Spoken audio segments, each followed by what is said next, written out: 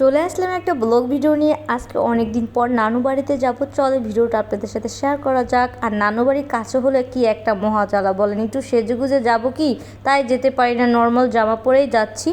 তো এখানে যে একটুখানি রেডি টেডি হয়ে নিচ্ছিলাম। আর আজকে ফার্স্ট টাইম কিন্তু আমি আমার নানু বাড়িতে আমার ছেলে নিয়ে যাব।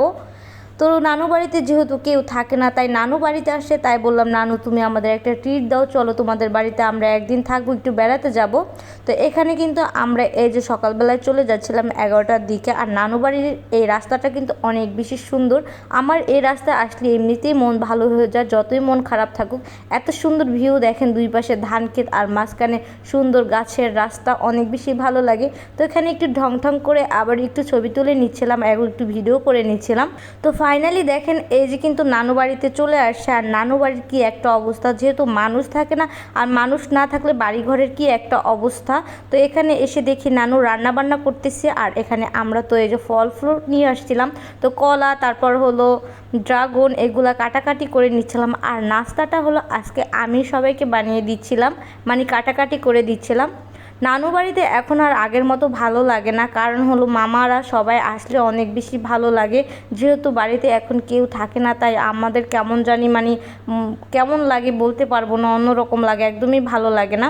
তারপর আমি এখানে একটা ভাইরাল ভিডিও করলাম, যেটা কলা দিয়ে চামিচ কেটে খাচ্ছিল। তো চামিচ দিয়ে কলা কেটে খাচ্ছিল, তো ওটাই করতে গেছিলাম, তো কলাটাই ভেঙে গেছে।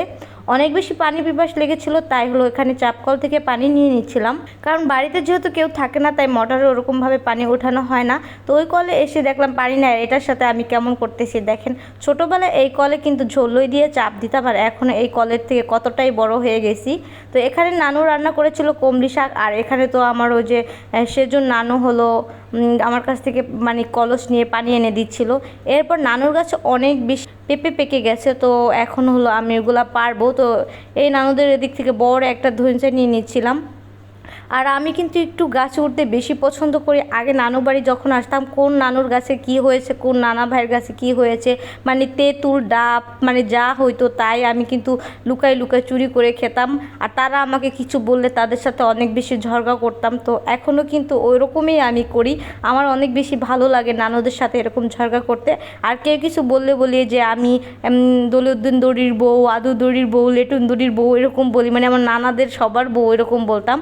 তো দেখেন আমি কতগুলা পেঁপে কিন্তু লাল লাল করে, মানে লাল লাল পেঁপেগুলো পেরে নিয়েছি। আর কতগুলা পেঁপে পাকছে দেখেন।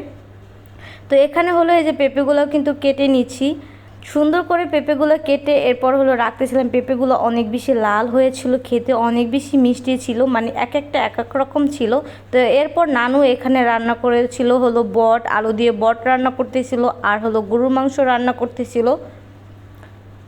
তো আজকে অনেক মজা করে নানুর হাতের রান্না খাবো, অনেক বেশি ভালো লাগলো। তো এখানে ওদের অনেক বেশি ক্ষুধা লাগছে, তাই ওরা এদিকে বসে তাকায় ছিল। আর নানু হলো পিঠা বানাচ্ছিল, তাই একটু লেট হয়ে যাচ্ছিল।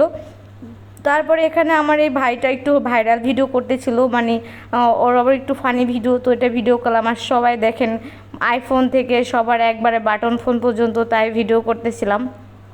খাওয়া দাওয়া শেষ করে এখন হলো আমরা চলে যাচ্ছি। আর খাওয়া দাওয়া তো করছি, শেষে আবার বস্তা ভরেও নিয়ে যাচ্ছে, এটাকেই বলে বাপের বাড়ি, যে খাওয়া দাওয়া করে আবার হলো বস্তা ভরে নিয়ে যায়। তো এখানে নানু সবাইকে পেঁপে দিয়ে দিচ্ছিলো আবার।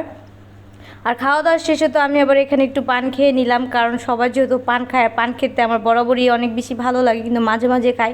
এরপর এই যে আমরা চলে যাচ্ছি আবার আমাদের বাড়িতে। ভিডিওটা আজকে এই পর্যন্ত, আল্লাহ হাফেজ।